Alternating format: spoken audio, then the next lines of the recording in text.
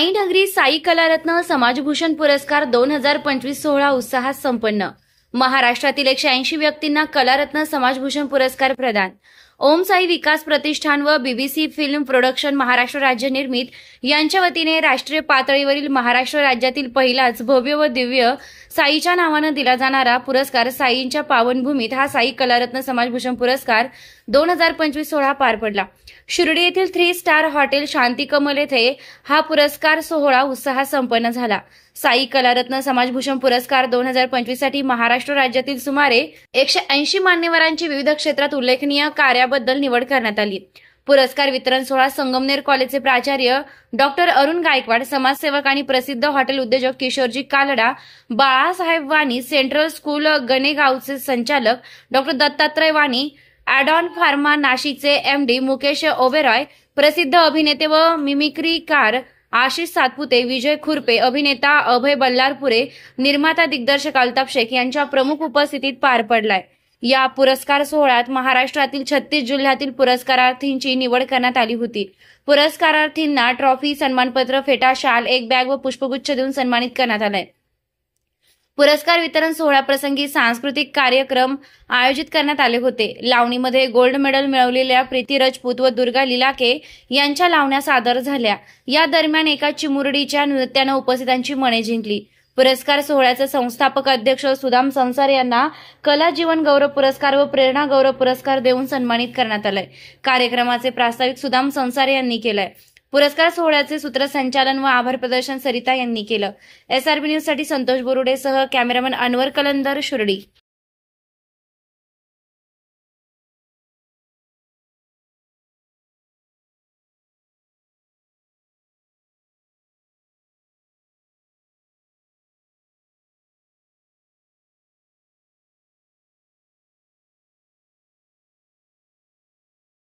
हे येऊन आपल्याला कसं वाटलं, कसा अनुभव होता हे आपण थोडक्यात सांगावं। इथं आल्यानंतर खरंच मला खूप छान वाटलं आणि सर्वांना हे जे सर आहेत संसारी सर, तर याच्या अगोदरही मला यांच्याकडून पुरस्कार मिळालेला आहे। ह्याही वेळेस त्यांनी मला आमंत्रित केलं आणि माझा हा जो प्रवास आहे लावणीचा, हा 20 वर्षापासून मी ह्या क्षेत्रात आहे। मला लावणीचा जो आवड आहे, डान्सची जी आवड आहे ती लहानपणापासूनच होती, पण 20 वर्षापासून मी या क्षेत्रात आहे। ऑल महाराष्ट्र मी परफॉर्मन्स करते, शो करते, महाराष्ट्राच्या बाहेर पण मी गेलेली आहे। मॅडम, आपण लावणीबद्दल समाजाला काय संदेश द्याल आणि त्याच्या नवीन युवती येत आहेत, तर त्यांनी स्टेज शोज, लावणीचे शोज करावेत की नाही? हे बघा, लावणीची शो करावी की नाही हा एक तुम्ही जो प्रश्न केला हा खरं अतिउत्तम आहे। लावणीचा शो करायला हवा, पण आताच्या ज्या मुलींनी जो बाज केलाय लावणीचा, आणि म्हणजे लावणीचा बाज नाही केला तो, त्यांनी लावलं धांगडधिंगा, जे बैलगाडा वगैरे अशी जी गाणी घेतात हे लावणीमध्ये मोडत नाही। आणि दुसरी गोष्ट, मुलींनी त्यांना तुम्ही कधी विचारलं का त्यांची गुरु कोण आहे? गुरुशिवाय कोणतीही विद्या नाहीये। त्यांनी लावणीचं प्रशिक्षण घेणं गरजेचं आहे। सुरेखा पुणेकर ताई आहेत, पुन्हा मेघा घाडगे आहे, आकांक्षा कदम आहे, कांची शिंदे आहे, अशी जे गुरु त्यांनी जर त्यांच्याकडनं धडे घेतले डान्सचे, तर त्या खूप उत्कृष्ट अशा नृत्यांगना होऊ शकतात। पण आता काय झालं की जे उठतं ते आपल्या मनाने डान्स करायला लागतं आणि म्हणतो हो मी लावणी करते। लावणीची साडी घातली आणि केस मोकळे सोडले आणि धांगडधिंगा डान्स केला म्हणजे लावणी होत नाही। तर माझ्या नवीन पिढीला हे सांगणं, तुम्ही लावणीचा अर्थ समजून घ्या, लावणीचा अभ्यास करा आणि त्यानंतर ह्या क्षेत्रात उतरा, जेणेकरून लावणीची जी आणबाण शान आहे ही कधीही आपली परंपरा जी आहे ती खंडित झाली नाही पाहिजे, एवढंच माझं सर्वांना सांगणं आहे। माझ्यासोबत आहेत 2 लावणी सम्राज्ञी, एक प्रीती राजपूत यांच्यासोबत आपण आता संवाद साधला। यानंतर आपल्यासोबत आहेत दुर्गा लिलके, या देखील गोल्ड मेडलिस्ट आहे लावणीमध्ये आणि रियालिटी शोज मध्ये देखील यांनी परफॉर्म केला आहे। तर मॅडम, आपण लावणीबद्दल काय सांगाल? म्हणजे लावणीची प्रतिमा एक मलिन होती एकेकाळी आणि आज पण लोक म्हणजे 50% प्रेक्षक आहेत ते मनापासून त्याला आवड आहे प्रेक्षकांना। तर आपला दृष्टिकोन कसा आहे आणि आपण मुलींना, युवतींना काय सांगाल की त्यांनी लावणी शिकून स्टेज परफॉर्मन्स करावे की नाही करावे?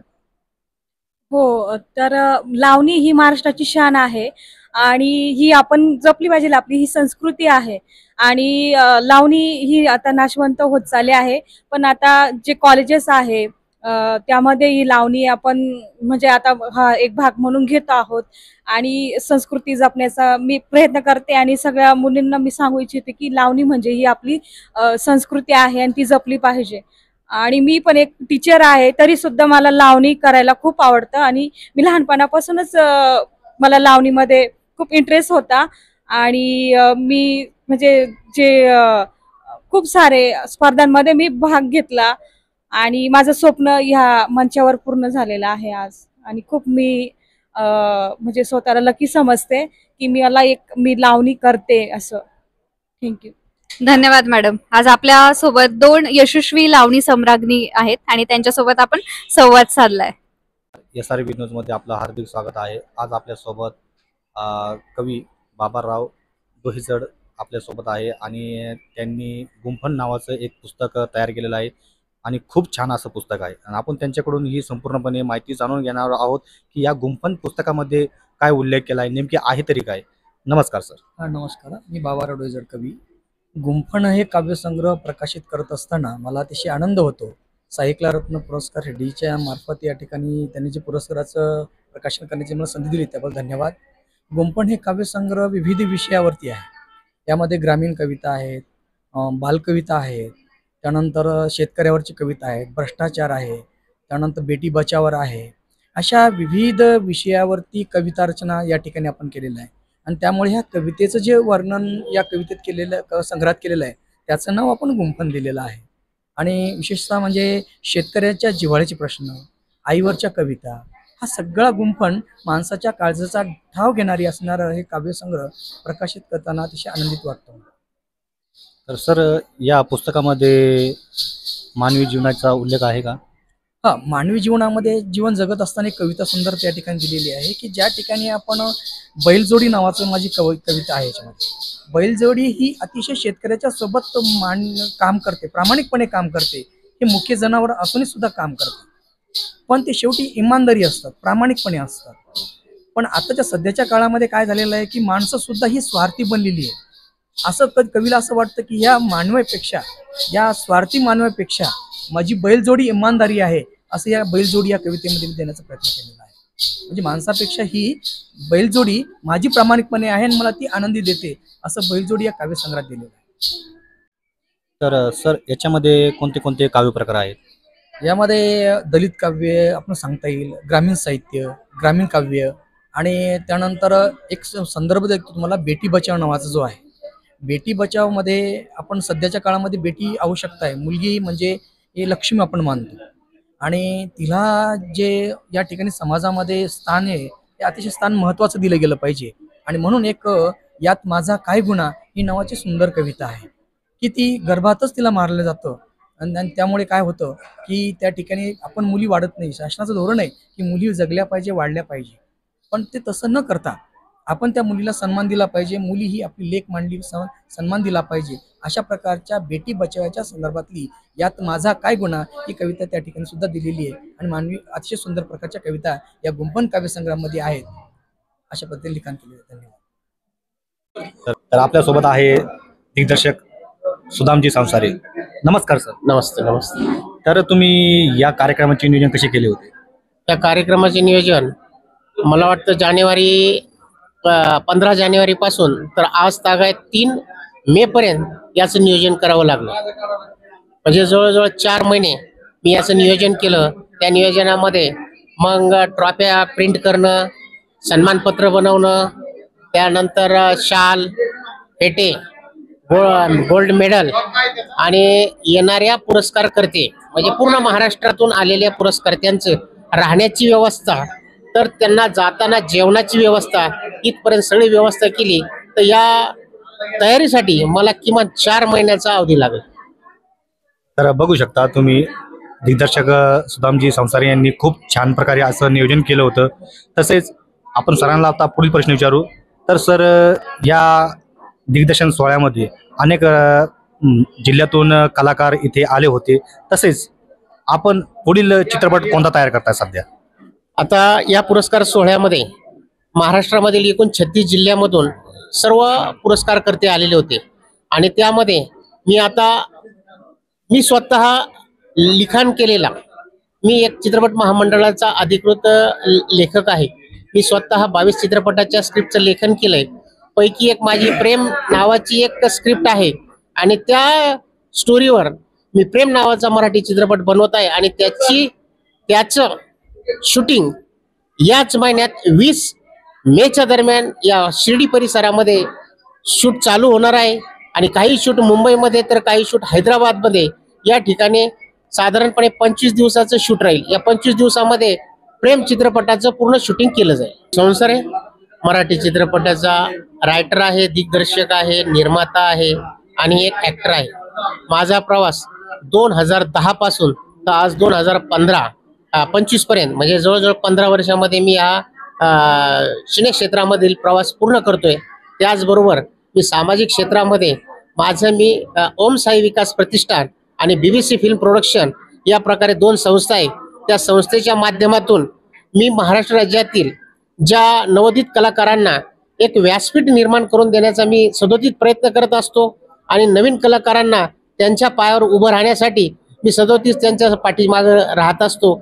जे अडाणी असेल त्यांना अतिशय चांगल्या प्रकारे मार्गदर्शन करून त्या मार्गदर्शनाचा उपयोग ते नक्कीच चांगल्या प्रकारे करतात. आणि असे कितीतरी उदाहरणं आहेत की ज्या नवोदित कलाकारांना या चित्रपट क्षेत्राची ABCD माहिती नव्हती, परंतु आज ते अतिशय मोठमोठ्या चित्रपटामध्ये, सिरियलमध्ये आणि वेब सिरीजमध्ये अतिशय चांगल्या प्रकारे काम करतात आणि आज आपल्या स्वतःच्या पायावर उभे राहून ते अतिशय नामवंत एक आर्टिस्ट किंवा अभिनेता किंवा अभिनेत्री असे जवळजवळ 2,500 मुलींना मी प्रशिक्षित केलं आहे. या पुरस्कार सोहळ्यामध्ये महाराष्ट्र राज्यातील एकूण 36 जिल्ह्यामधून संपूर्ण क्षेत्रामध्ये या प्रकारे 36 क्षेत्रामध्ये मी ज्यांनी उल्लेखनीय कार्य केले अशा नामवंत मान्यवरांसाठी हा पुरस्कार सोहळा ठेवला होता. मग त्यामध्ये शिक्षण क्षेत्र असेल, आरोग्य असेल, सामाजिक क्षेत्र होतं, पत्रकारिता होती, कला, क्रीडा, कृषी आणि सिने क्षेत्र.